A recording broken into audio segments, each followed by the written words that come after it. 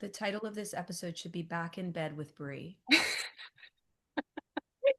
Back in bed with the dream catcher. Exactly. Hi Bree, welcome back. Hi, Jane. Yeah, let's dive right in again. Last time we talked, we were talking about reading and working with the field, and today let's talk about what you call the right predator. I'm gonna have to put this in. You can cut it if you want or leave it. But I'm like, you're such a hottie. Oh, shut Like doing your thing, but underneath it, it's like swirling snakes. I feel like this should be the outtake. Um, okay. So last time we talked about reading and working energy fields. Today let's talk about what you call the right predator. Okay. So I have two designations around predator energy. Now I'm gonna have a hard time keeping a straight face. So one of them is what I call the malignant predator, and the other one is what I call the right predator. And so I basically often will say that the problem is not predator energy. Predator energy is absolutely like part of the ecosystem, and we're animal bodies, and that's natural. But the problem is that because we have restricted and colonized so much of the land, again, land is bodies as well as physical land, because that has been so colonized, what has happened is that we have colonized and forced, colonization is not just the taking of land, but it is actually the imprinting of a way that is not natural to the land itself and then forcing cooperation with that way. And I'm going to be tangential a little bit here for a second, which is that when you force a body into compliance with a particular architecture, a particular way of organizing, when I say architecture, what I mean is an organizing body. And when you force a body to comply with an organizing body that is not in direct communion with the movements of the natural world, that means the cycles, the death, the birth, the breathing, the spaciousness, the restoration of harmony, the restoration of wounding, all of these things. Like, if you don't know how to be in relationship with that dance, and you don't regard the fact that that intelligence, that primal intelligence knows no matter what is taken, no matter what is forced, that intelligence, if it is allowed to rest, will always reorganize itself back to its intelligence, to its way of restoring, killing off, regenerating, etc. So when we colonized and we took on colonization as the way, it became liberated to this elevated position, which was the way now is technology, farming, agriculture, like using the land in the service of humans, right? And what got denigrated was the native people, right? People who lived in a more primal intelligence way. And so we set up these schemas that basically said this primal intelligence is bad, and this more developed, seemingly more advanced intelligence is good. And then we validated that in all sorts of ways through the patriarchy, through denigrating the feminine and women's bodies. So there's, I'm not going to go into that because people can read about it. It's not really the important part of what I teach. The important part is understanding that this isn't new, that this has been going on for a long enough time where we have forgotten that the orientation towards the primal field and primal intelligence and what I call the field of existence is actually like something that we know in our beings and can never be erased, but that we now have become in fear of, and that we have built whole worlds against.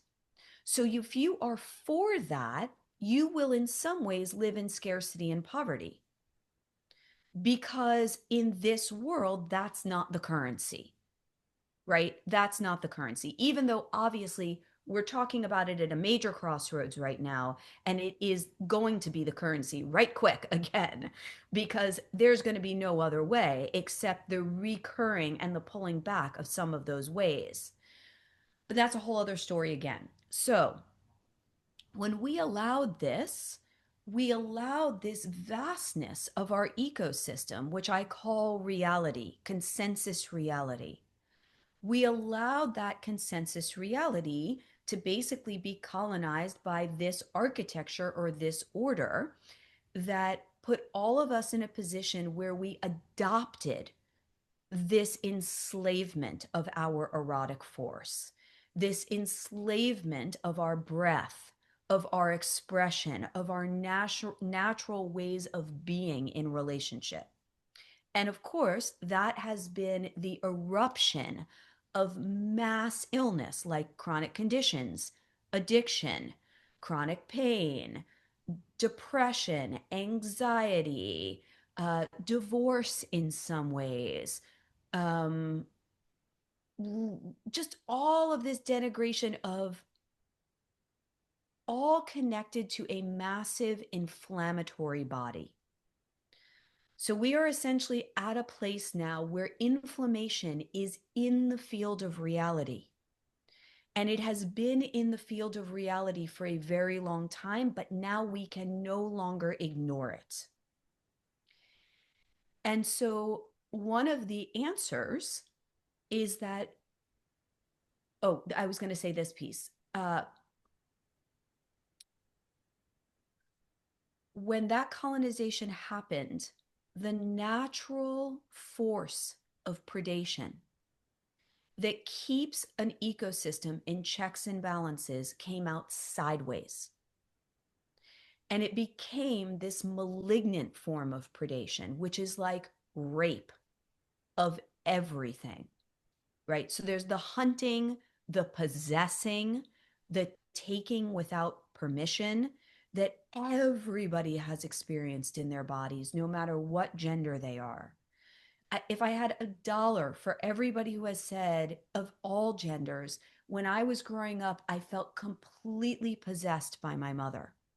I felt completely and totally raped by my father's gaze. And these are not mothers or fathers who did anything that feels like it can be tangibly connected to, but it is the way that their starvation and desperation has come out sideways, because their ability to meet that primal body has been so narrowed and restricted for so long. And of course, if you repeat that generation after generation after generation and after generation, nobody even knows that there's a possibility of it looking different, because this is just what you do. You just compensate for it by like cheating on your spouse, or like, doing cocaine in the bathroom, or like overeating and then dieting or whatever. This is like the way our whole culture has marketed at this point. It's like they are marketing to the compensation for the loss and the scarcity. And so, what I call the right predator is actually what happens when you go through this full arc of leaving selfhood as primary reference point. That is what we all are as a child. We're like, I am the universe. Even if we grew up in a shitty household, children still think they're the universe because they are. And because also the selfhood has not yet developed other reference points. As we grow older developmentally, ideally, you are repairing the places where there has been scarcity, and you are developing a more robust form of selfhood. And a robust form of selfhood begins to know itself as self and other. and that there is an other who also has a right to exist, just as you have an equal right to exist, and that there's a negotiation or exchange that happens there. Now, if you haven't done that and that hasn't been fully metabolized, then when you go into something like awakening or psychedelics, you're going to have a big ass problem because now you're going to expose yourself to primal reality and the field of existence. And what's going to happen is it's going to burst open all of those channels, which have a very fast speed. They work at it very, very quickly. They are very expansive and evolutionary by nature. And they also are deeply connected to everything in the center of your erotic.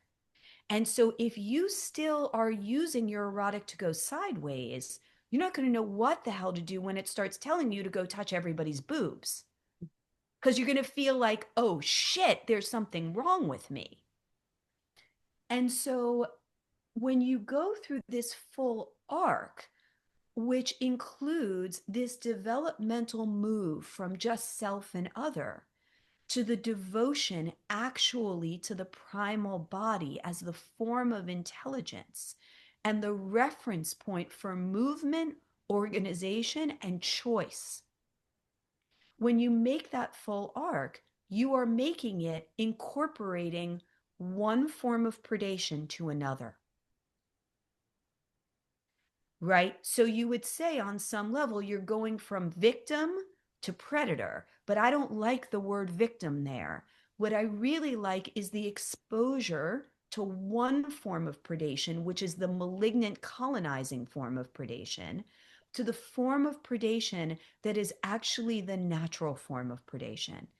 And the right predator hunts, possesses, eats, makes love to, and only takes exactly what is needed and only does it when it's time to do it.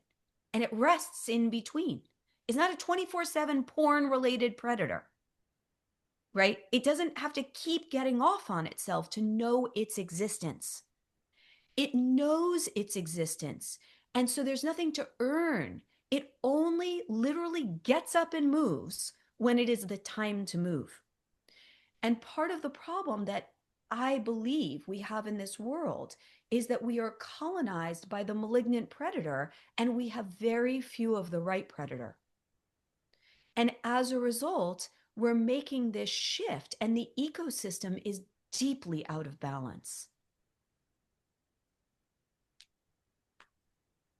There's so much here. That's amazing. I want to just say when you talk about this, I want to highlight this connection that you're making between what sounds like human bodies and land. You're kind of saying they're the same thing. Like when you're talking about this devotion to the primal body's intelligence, that's the same thing as being devoted to the intelligence of like land that you're stewarding, right? Yes, exactly the same thing.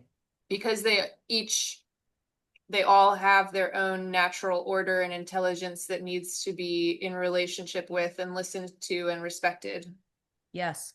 And Yeah. I'll just say this here because I think people will think it, which is that part of the difficulty in that big middle space when you're moving from one form of predation to another, or from the colonized body to the liberated body, you could say it in a different way. One of the biggest difficulties is that you will carry the templating of the organizational system of both bodies for a while together.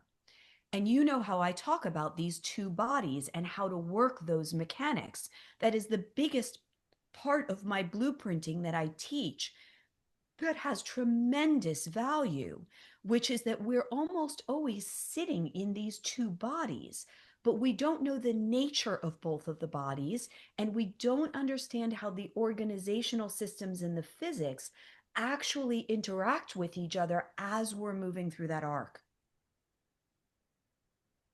Yeah, and you talk about how a lot of like healing modalities that are out there are really focused on the one body, right? The colonized body and the work that they're doing. Is there anything else that you would say? I really relate to that, like being in a multi-year arc of like managing both bodies and managing the transition. Is there anything else that you would say about being in that place of um dancing with the two? Yeah, I think um I always talk about it as working both sides.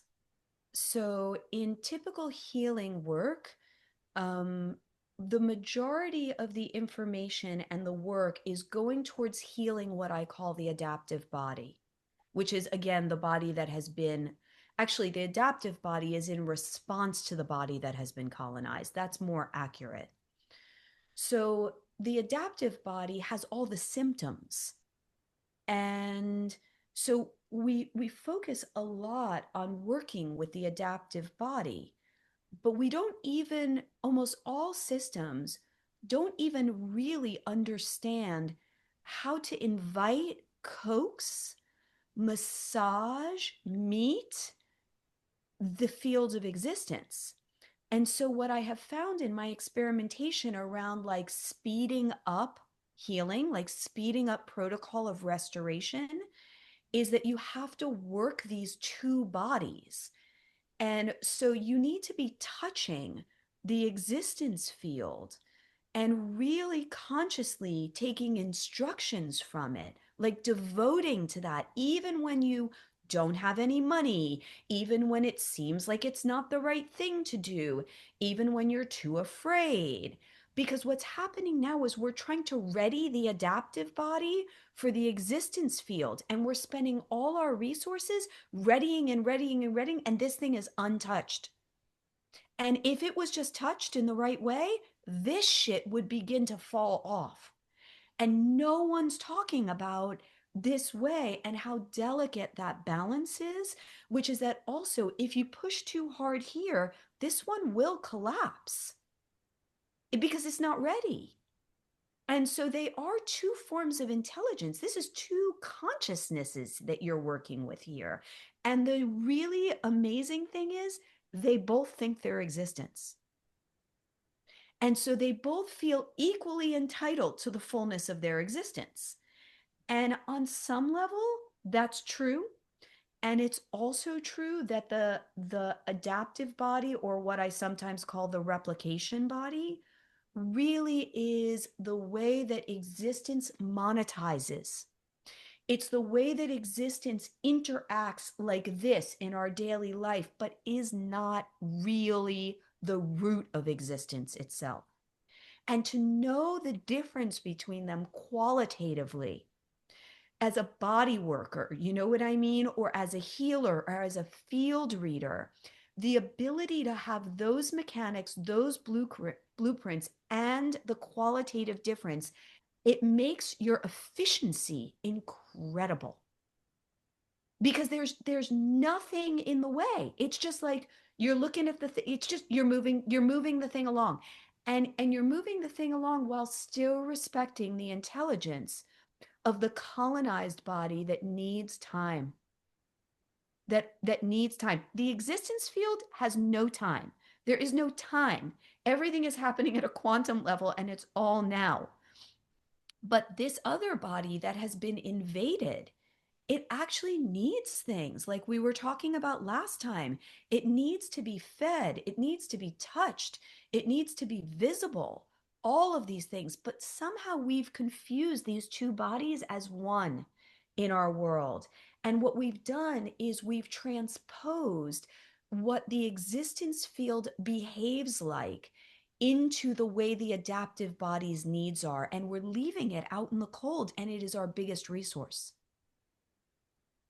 Yeah, this is so interesting. I mean, you're talking about as a practitioner getting really efficient with working those two, but I find that so much, I mean, I'm also a practitioner, but I'm also just a person. Like, so much of my day-to-day life these days is managing those two or like knowing the dance of those two. And that feels like my main practice, and like It's what do I want to say about it? Um, I don't know. I lost the thread there. But okay, let's talk about the predation piece. I think what will end up happening is we'll just like dance around these, like kind of come back around Circle them. slowly. When you talk about the predator piece, I feel like it sounds like it has a lot to do with sex and sexual dynamics. And it sounds like it has a lot to do with everything else. But when you talk about it, I'm like really hit with like, oh, this matters so much in sex. And I feel like this is totally confused too. Yes. Um, Yes.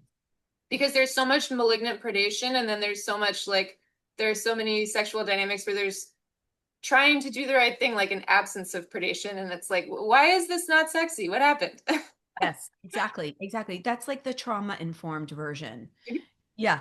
Yeah. Which is flat. It's totally boring, right? Because the natural instincts are suppressed. Right, And so this is part of the problem. This is why we have so much malignancy, is because we become ashamed of that primal body's instincts and its desires. right. And so we don't want to take them out on somebody and hurt them. And so we suppress them and then they come out in all of these sideways ways. Um, but there's a piece that you're touching here. So I think about predation as being like a really good hunter.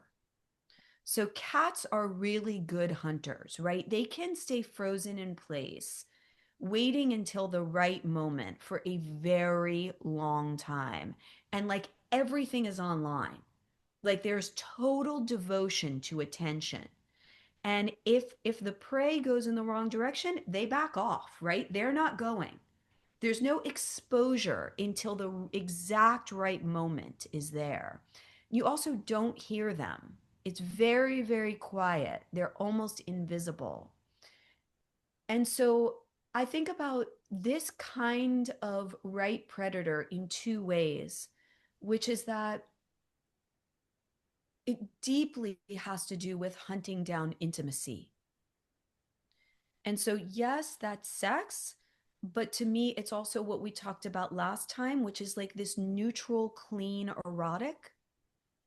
And it to me, this comes through us in the sincerity and the hunt for the truth.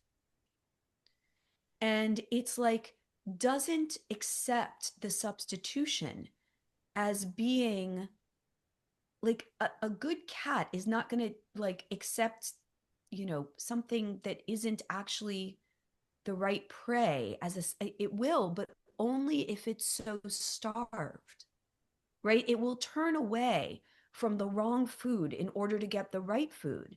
And I feel we've lost this instinct of like hunting and specificity. And so instead, we're like over hunting, right? We're like over trying, and there's no specificity. The arrow's just going all over the place to hope that something pops, or we're not trying at all because we're so afraid of that instinct and harming somebody else or harming ourselves or whatever. It's very mixed up in there. Hmm. Very, very mixed up. And my experience is you were speaking to this last time. You were like, I feel like you get very young when you're working with people. And I feel like that's what this expression is. It's like this very edgy kind of looking for the exact right thing. And if it's not there, not touching anything that isn't the right thing, because you don't want to harm the thing. And so there's something here about like the discernment that comes on board when you restrict the malignant predator. Like you don't allow yourself to indulge the adaptive body and you sit with what I call holding the tension of like that erotic that wants to fire, but also metabolizing all of the colonization in that process. And that is what restores your land. And what do you And mean you, about metabolizing the colonization? I have an idea, but yeah, it's like you will run, the colonization is running through you as not just templates, but stories, right? Ideas about force, about rape, about value, about existence. And you'll feel it running in a non-verbal, overt story way through your body as blockages, places where you can't breathe, places that are restricted out or dead zones. This is all the same thing. And so, really, the biggest story that you're metabolizing is the story of force and colonization and imprinting of a way that is false, that is actually a mock-up of the natural way, but not the natural way. And you're basically metabolizing that enough so that the restoration of the natural way can literally come into fruition and be lived through you. Yeah, amazing. And everybody's going to have their specific version of what that imprint looks like. And Yes. I love, again, it's coming through for me what a like delicate dance all of that is, the kind of metabolization and kind of knowing and recognizing those bodies and knowing what to really believe and how to feed what and how to it's so cool and it really resonates with my experience. There's something that I've like taken, I've trained with you, and when I've heard you talk about your model before, there's a way that you've described developing a practice of like inviting in the threat, and Mm-hmm. that feels really connected to me to this metabolism. Mm-hmm. Yeah. Yeah, there's two things I'll say about that. I will say something else about metabolism, which is that I think that because most of us or all of us have been for what I call force fed a way that is not natural to us, that is inorganic to our systems, that we also do not have a very good metabolic process. Because what happens when you're force fed something that is inorganic is you want to vomit it up. You want to you want to resist it. And so in some ways that's the other problem is like our collective bodies are in this default resistance because that was the only way we could try and like go against being force fed. So there's a whole restoration of like the circulatory system and the metabolic system in this as well, which is that first you have to start refeeding yourself something that your body actually knows as natural. And so often that's the natural world, right? This is the best entry into that is you take yourself out in nature, away from humans, away from technology, and you're there until your body starts remembering what the wind feels like and what the ocean sounds like and what the mountains sing. And when you do that long enough, there's a remembering that starts to organize and change that system. Then you come back into this life and you don't want to eat the junk food anymore, right? So you have to keep kind of dancing between them unless you're going to remove yourself from the colonized life, which is not usually people I talk to because most people are having to ride both sides of this. They can't afford to do that, or they don't have the infrastructure, or they just choose. They choose to still be in this world. Right. So I think it was worth saying something about the metabolic piece. Cool. Um, remind me what the question was now again about the Right. oh, the eating of the threat. Right. Right. Yes, yes, yes. So a part of that process too is that you voluntarily, instead of it being against you, you go towards the thing that you feel the most afraid of. It's so connected to death work too. Like one of the ways you said Mm. it in that training was like loving the threat without indulging it. Yeah, And that it's such a skill set because it can feel like the most real threatening thing in the world. Like it can be very difficult not to indulge it. And for me, this has been so connected with death. There's so much death theme in there, so much death, violence, annihilation, and like yes, learning to really invite that and love it and also like not believe it, which is believe or yes, indulge has been like a full education in and of itself. Yeah. And to look at it down to the roots of it, because if you look at the malignancy's origin place, the origin place is often the natural movement of the erotic. So the erotic likes to possess things. We like to possess things that we love. We like to eat them all the way through. I remember when Sydney was really young, I had these two friends who also had young kids. We were all within like a year of each other. And I think like Sydney was maybe a year old at the time, and this other child's mom he was like 2. And we were bathing our kids. And she said to me, I don't know, I just love him so much. I want to actually eat him. And I was like, I get it. I mean, I didn't feel that way, but I did get it, you know? And so there is this like veracity to the erotic that I talk a lot about. You know, I think there's a way that we have erased the feminine hunger. And I will readily admit that I am like voracious. Yeah. Like, I want everything. I want everything. And it's really nice to be possessed sometimes and to get eaten in the right circumstances. It's hot. It's great. It's Yes, everything. yes, Yeah. yes.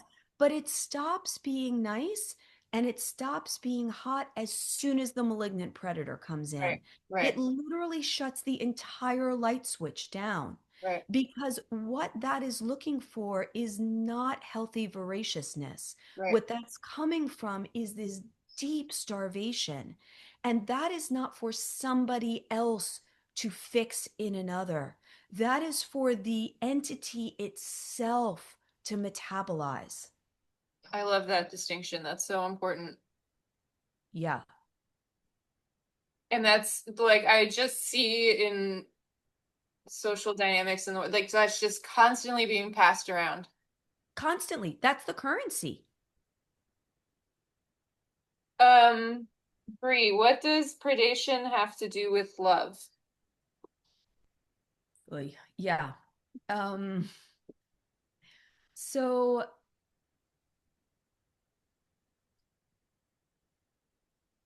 I think of love as being the same as innocence, like synonymous. So to me, love is synonymous with innocence and power. And I would say that they have qualitative expressions that are slightly different, like the flavor. The flavor is slightly different, but the root is the same. And I think of all of those things as being infinite and boundless and possible. So to me, the right predator will not possess its prey unless that prey is something that fits with love. And that form of love that it comes from to me is the clear innocence. It's like just light.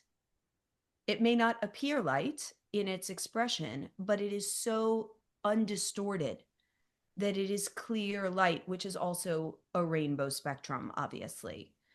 So, operationalizing that looks like if you are in a relationship with somebody, your child, your partner, your parents, your best friend, anybody where the stakes feel like they matter to you, where there is enough love there, enough implicit deep love and innocence in the shared relational frame and field that you will not settle for substitutions. You will demand, in some ways, the honest revealing of the love that is in the field between you and that person. Because that is the gift of participation, is not that there's a pretending that you're both cooperating with so it can keep the peace or stay safe or so everybody can stay in the positions they're in that feels comfortable. but there is the willingness to actually take all of that apart and off to be able to find the shared field of resonance, even when that resonance is in very different expressions in aesthetics. But there's a common thread there that binds those two people together, or that family field together. And when I work with families, this is always what I'm tapping into, is like, where is that common pulse, or what you've heard me say called the universal pulse?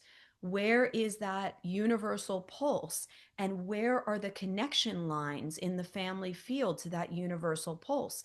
Because within that universal pulse is also a universal language. And if you can get everybody in the field to understand and tap into that language, there's a whole reordering of the field itself. That is the same as what I do on a piece of land. It's the exact same process. Can you say more about what the universal pulse is within some body or relational context? Yeah, so the best way to describe it is like when I do those clearings. When I first started doing the clearings, the title that they came with was Limitless States of Grace.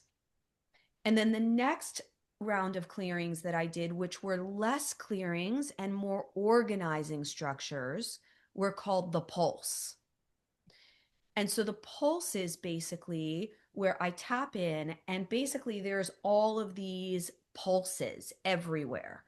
This is in one body or in many bodies. It's like lots of things are lighting up. There's a pulse over here, there's a pulse over here, there's a pulse over here.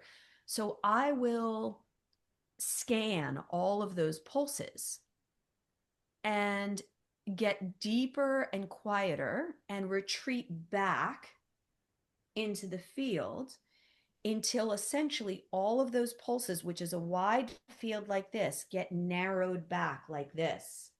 And right here at that narrowing, or the apex, is kind of the central pulse. It's like a drum beat. It's a heartbeat. It's a drum beat. And it's the earth's pulse too. It's the Gaian. I mean, this is what connects the land and the cosmos. It's a pulse. It's a breath, right? It's a constant drum.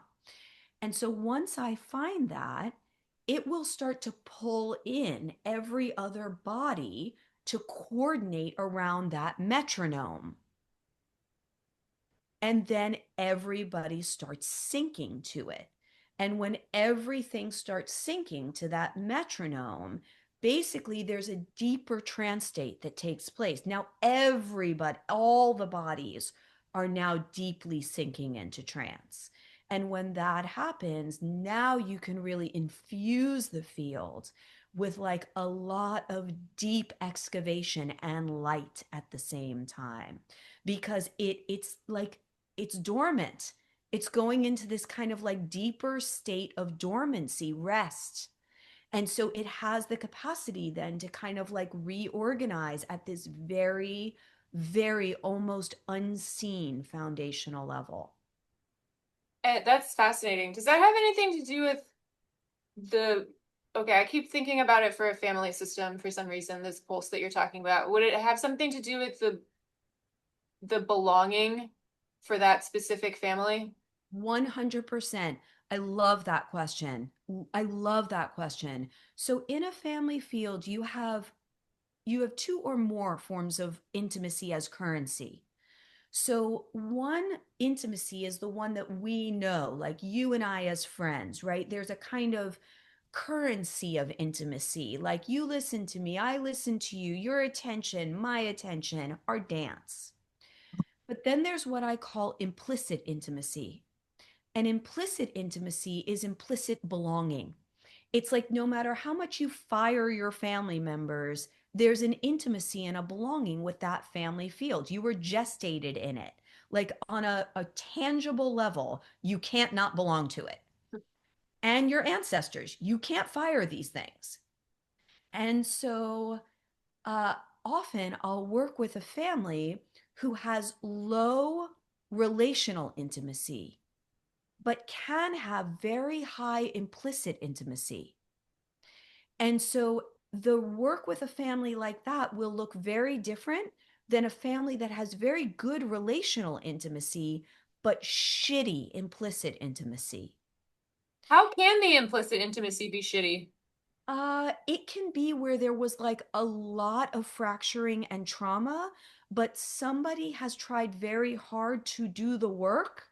So there's a lot of currency back and forth like this of intimacy and like listening and attending. But when you go to the first three chakras of the family, like the fault lines are still there. And no one has touched the fault lines because it was too scary or it was too disruptive. Like they really are like fault lines. Yeah, there's something else I want to say about that too.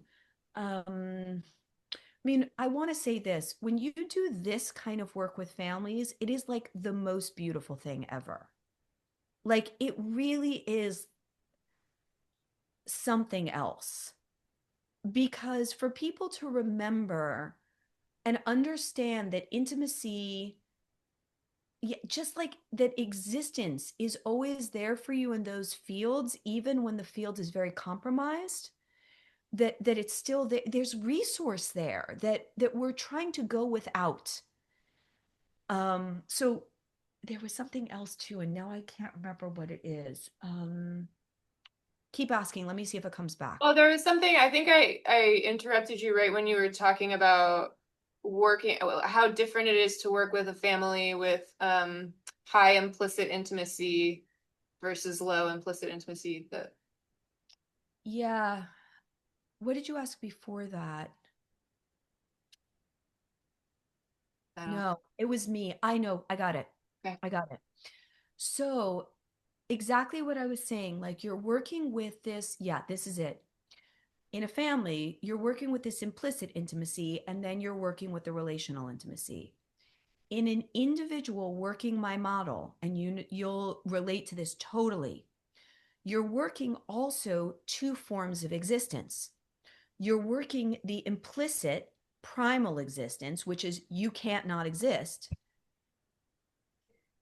But if you overwork that and you are not having good relational existence, you're going to have a problem. And most of the time, we're doing the opposite, which is we're overworking relational existence and burdening relational existence with codependency because we do not understand the place of fundamental existence. Yeah. So, same with a family field and an individual. With the individual, somebody who has overworked the implicit and underworked the relational, would that be like somebody who has like a really deep individual meditation practice and can kind of like touch that place very easily, but does not know how to, yeah, Yeah, happens all the time. yeah. I mean, people leave consensus reality to go to these deep practices and they attain a lot of intimacy with primal reality and even with themselves, right? With their own psyches, with their own breaths, all of these places. But then when they try to bring it out in the world in relational intimacy, it all falls apart. And some of the problem of that is that in these spaces where you're cultivating intimacy with primal reality, no one is teaching you about the scaffolding of power grids that we live in. And you know, I always talk about this. It's a problem I'm having with like the way we are overemphasizing these kind of transpersonal awakening states without anybody even having the basics around the way power structures are and the way we have all been affected by it, and it is deeply untouched. We are doing everything ass backwards. Okay, I want to come back to what you were talking about with predation and love. It was resonating for me so much, and it was calling me back to our first conversation where I was talking about there is this like really yang quality you have in your work, but it has a really special heartfulness to it. Like I was saying last time, there's never been a question in any layer of me of like where you're coming from when you're doing that. It feels really good. It feels really loving. Like you're saying, it's very much it's like fighting in service of something really important on behalf of me because you're working on me and for me. It's like it feels really good to be fought for, you know. That's it. And That's it. and I need help. Like I want two people with clear judgment in the room. I don't want my judgment deferred to. That doesn't feel Yes. good or safe or trustworthy. Like I don't want to be, you know what I mean? And yeah, it feels not just it feels really good in various ways. It feels like really deep care. It feels like yeah, it also just feels like help, you know, the ways that we can help each other because we can see different things. And like, I'm gonna hunt for you in your truth in ways that you really want, but for whatever reason, it's a little clouded or whatever. There's something Yes. so ecosystemic about it. Yes. I think that this kind of predation is very protective. Yeah, So it's very masculine in the provision and protection that comes with it. And the fullness of that is about hunting and fighting for love itself, for the sake of love, because innocence and love are they're the highest, most sacred things. yeah, And we live in a world that is actually fighting and colonizing innocence instead of protecting it. right. But I'll tell you my story of when I discovered this particular facet of this. So it was, I've been really cultivating relationship with this right predator for as long as my awakening happened, like whatever, 11 years. And before that was really working myself with my own um, judgment and discernment around how to give feedback, how to teach people, how to evoke people without harm, but not to compromise myself, my own movements.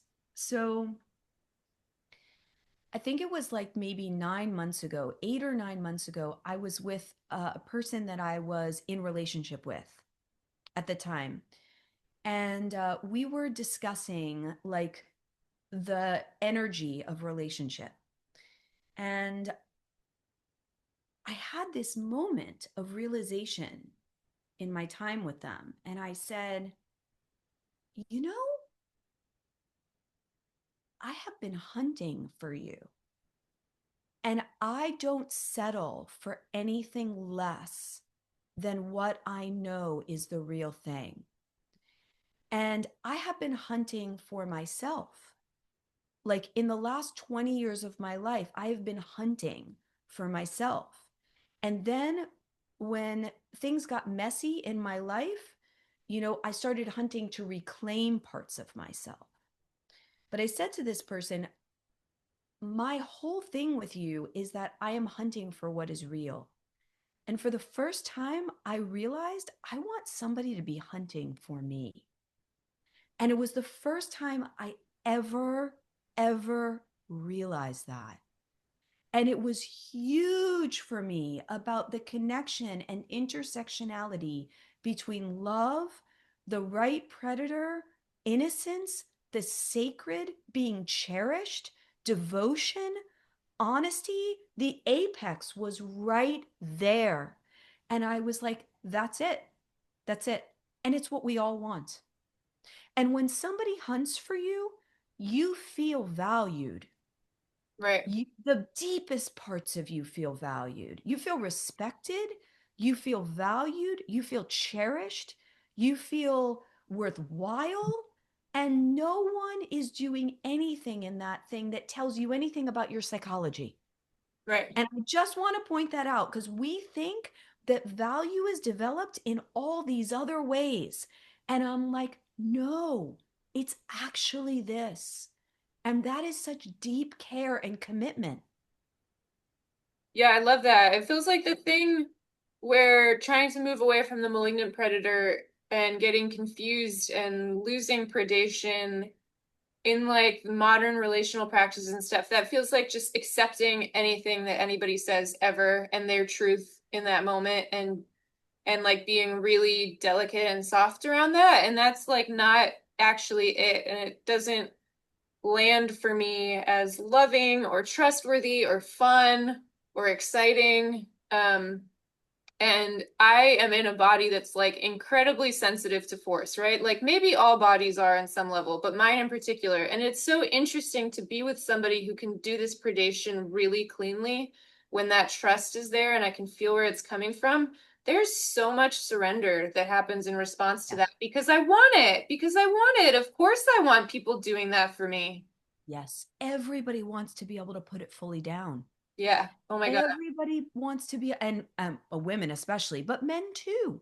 Everybody wants to put it fully down. I was just talking to my friend who's here for a couple days last night, and we were talking about this in the currency of like partnership and sexuality, like in the real sex erotic. And like everybody wants to like totally just be possessed in that way, at least for a time, to surrender that deeply. Yeah. Yeah. 100%. Ooh, this is fun. Um, what else is here for you? I don't have like an immediate question coming up.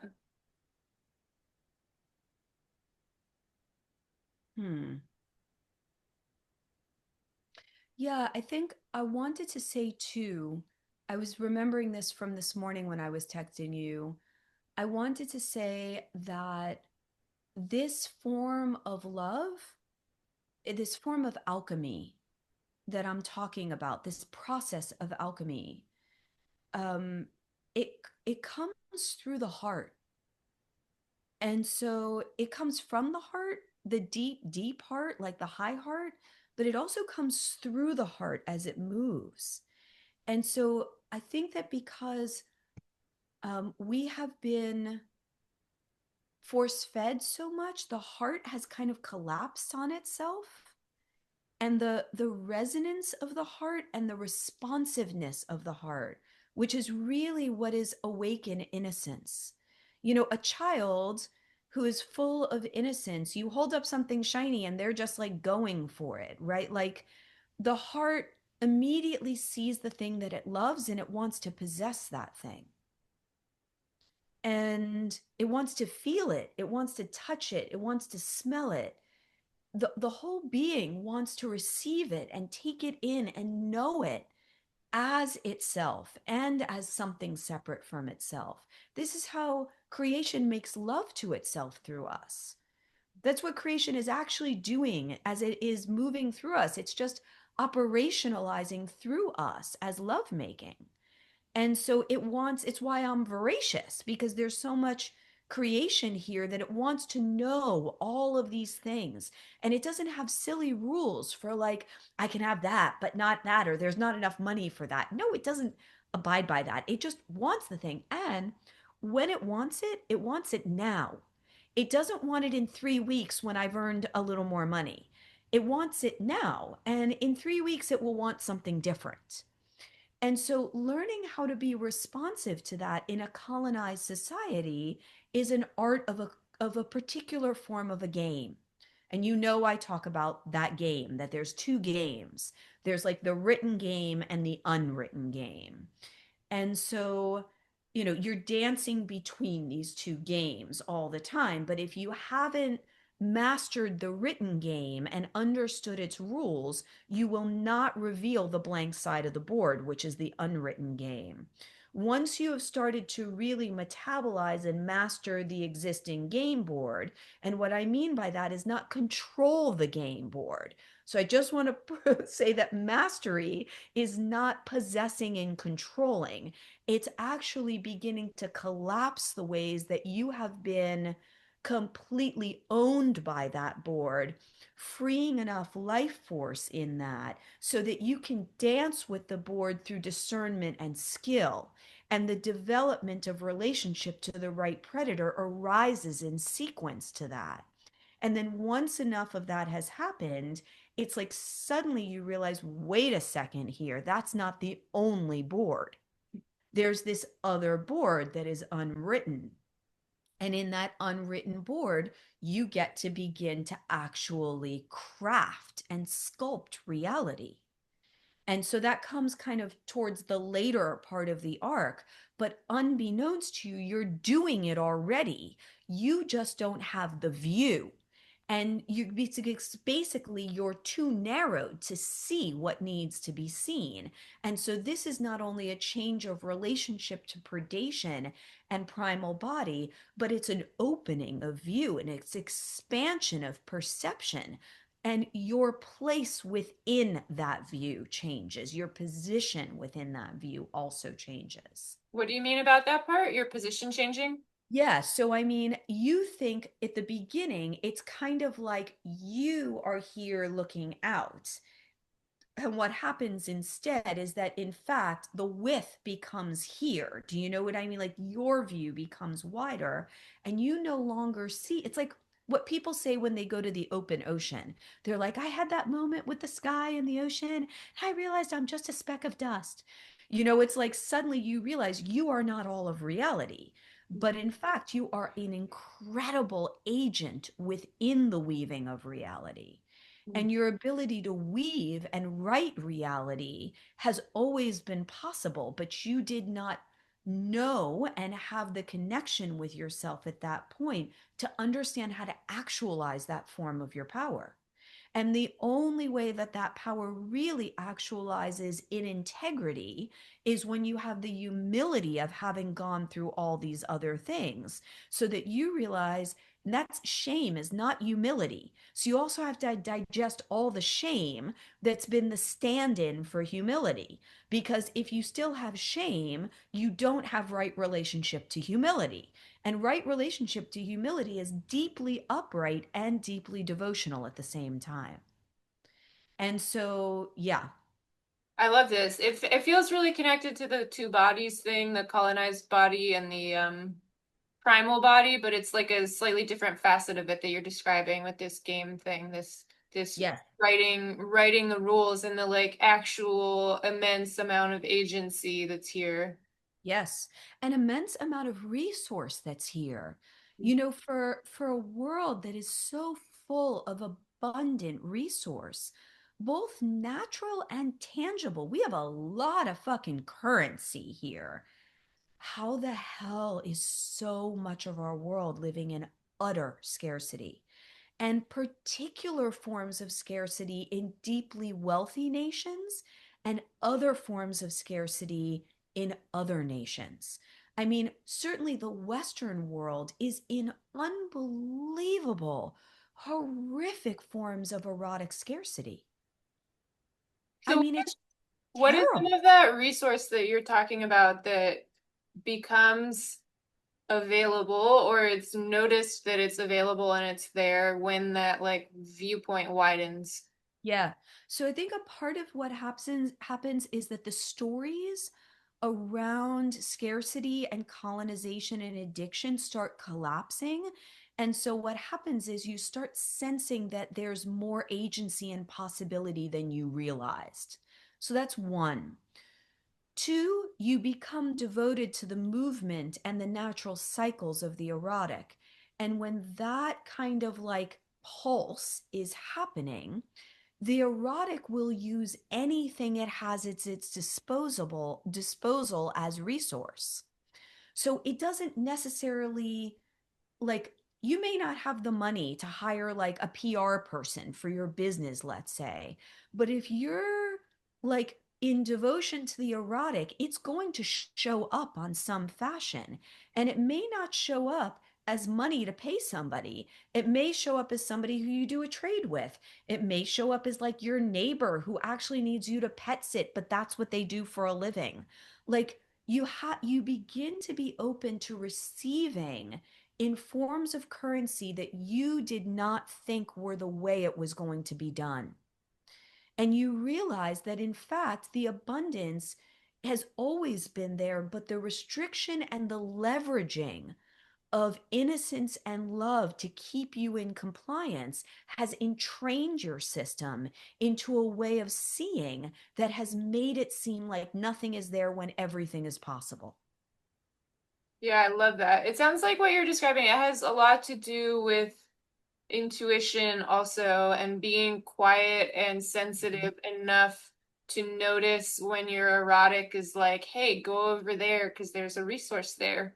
or there's Yes. something for you there, even if it's not, even if it's just like a thing for the joy of the thing and it's Yes. totally ephemeral or whatever, you know, it's like being, having the capacity and trust, the ability to hear that and the ability to follow that.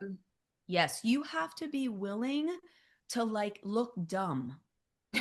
Like you have to be willing to like do things that most people think are stupid and that you think are stupid. Like I remember once it took me like 5 stops to get the meal that I wanted.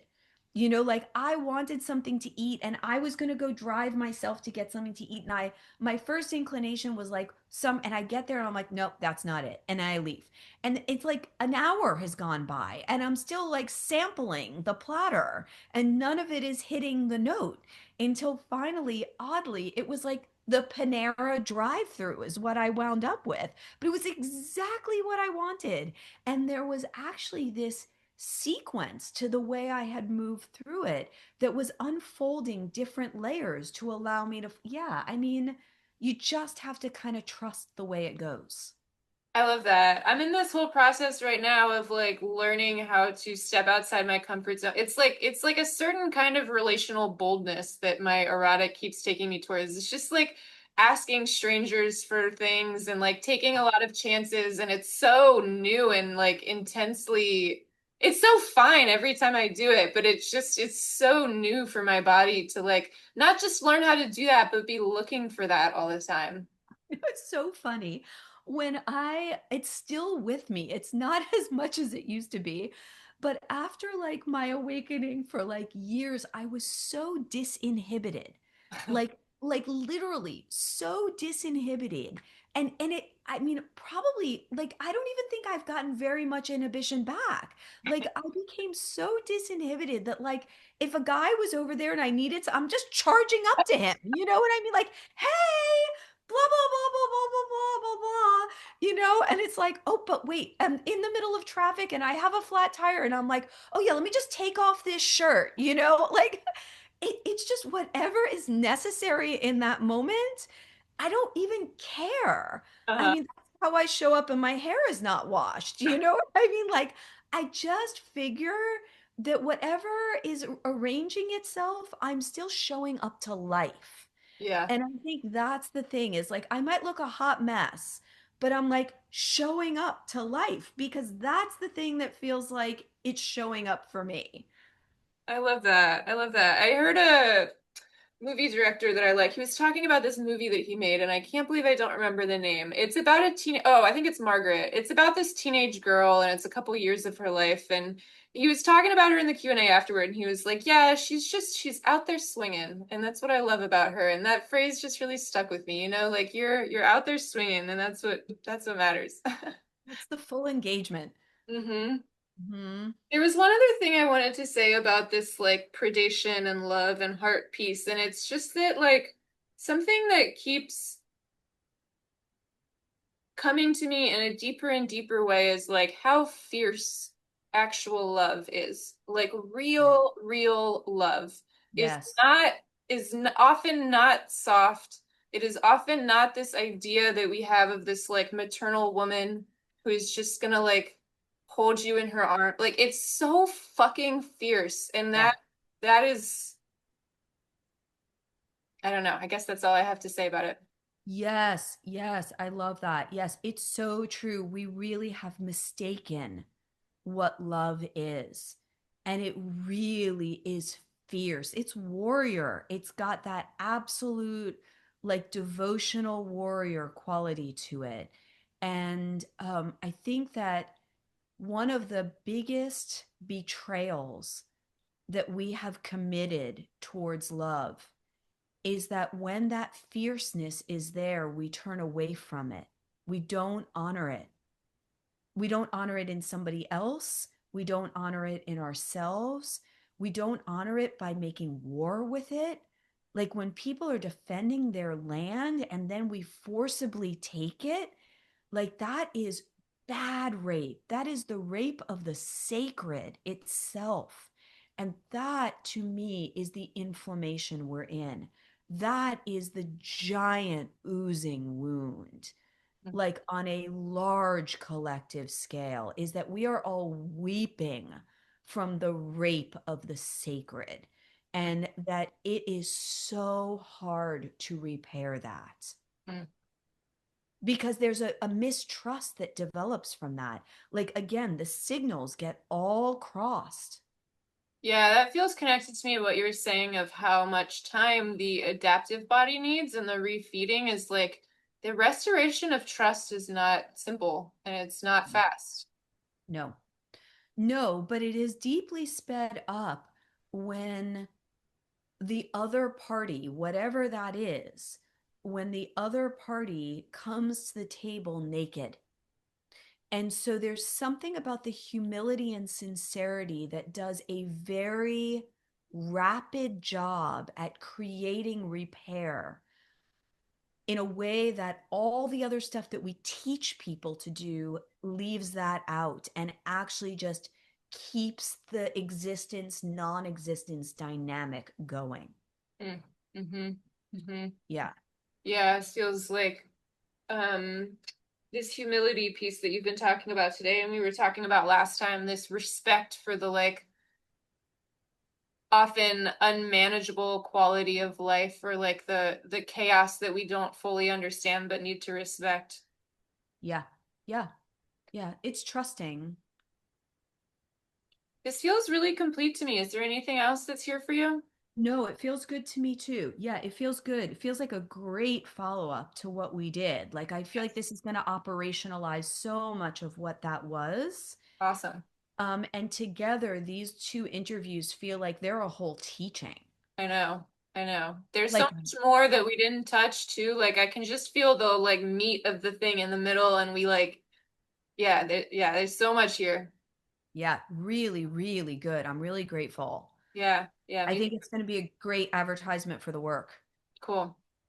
Yeah. Okay, thanks so much, Bree. This is super fun. Yeah. Let me know if anything else comes up, Jane. Sounds good.